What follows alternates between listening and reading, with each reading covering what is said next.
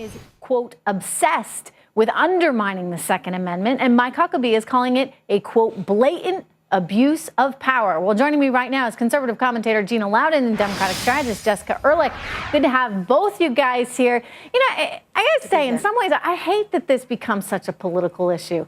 The NRA is out with a statement, and in a lot of ways, they make a point here. They're saying that this is effectively a distraction from what really matters. I mean, the Obama administration took what happened in San Bernardino, and somehow, you know, within days, we were talking about gun control. But nonetheless, here we are, and this is what we're talking about. And he's got an executive order out that would mandate these background checks. 89% of the country, Gina, is in favor of background checks. We, of course, all want to uphold the Constitution, our Second Amendment. But why does this all have to be so black and white? I mean, why is this so divisive?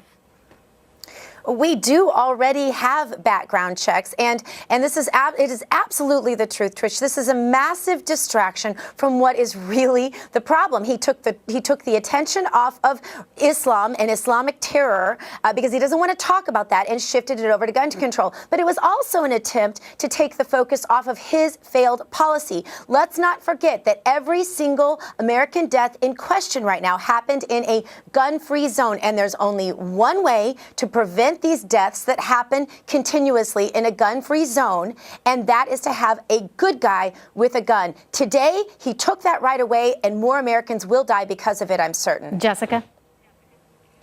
You know, I don't think that's the case at all. And I do agree with you that certainly this has become a very politicalized issue. Back after, you know, President Reagan was, the attempt was made on his life, you know, in the early 80s, it was a bipartisan issue to try to get gun control passed. And we saw the politics ever since then that have just gone more and more to this realm where we are now, where it's, you know, regardless, I think, of the fact that the things that the president has suggested are common sense, and hopefully having more money for enforcement, more ability to track the illegal movement of guns, which is really what the concern is, particularly when we're talking about the causes of domestic terrorism and how they're able to get their hands on weapons, how other criminals are, whether it's through legal means or not. I mean, you know, I live in the state of Florida, and when I go to get a decongestant for my allergies, I have to give my driver's license. Sure. And I can only get, you know, 20 at a time. I mean, we have regulations that are here for public health and safety reasons. Does this speak to how powerful the NRA is then, in your view, Jessica? I think it's not only the NRA, it's lobbying in general, and it's a wedge issue that unfortunately is used. As you said, 89% of Americans across the board, whether they're Democrat or Republican, think that we need more oversight and more I want to checks add to that go on for gun because control. You know I love facts and figures. Do you know that 75% of NRA members polled recently by Quinnipiac, they actually were also in favor of background checks? I mean, I think overwhelmingly people are like, all right, this is common sense. Let me ask you about something else, Gina, that's come up in the news lately. And I again have pointed at this being a distraction, but we are where we are today, given the moment. The no-fly list. How on earth should someone who's on the no-fly list be able to go and buy a gun? I mean, again, because common sense measures.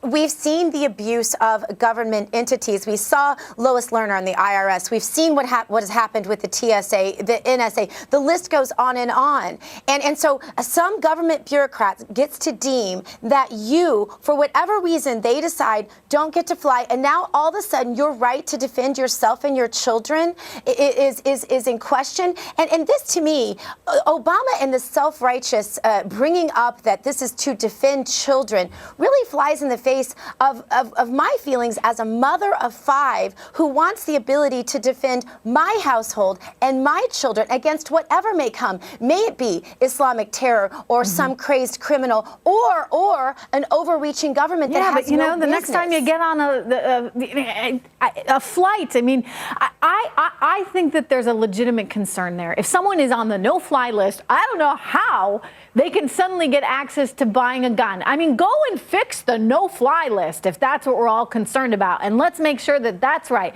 But in the meantime, we've got a serious terror threat.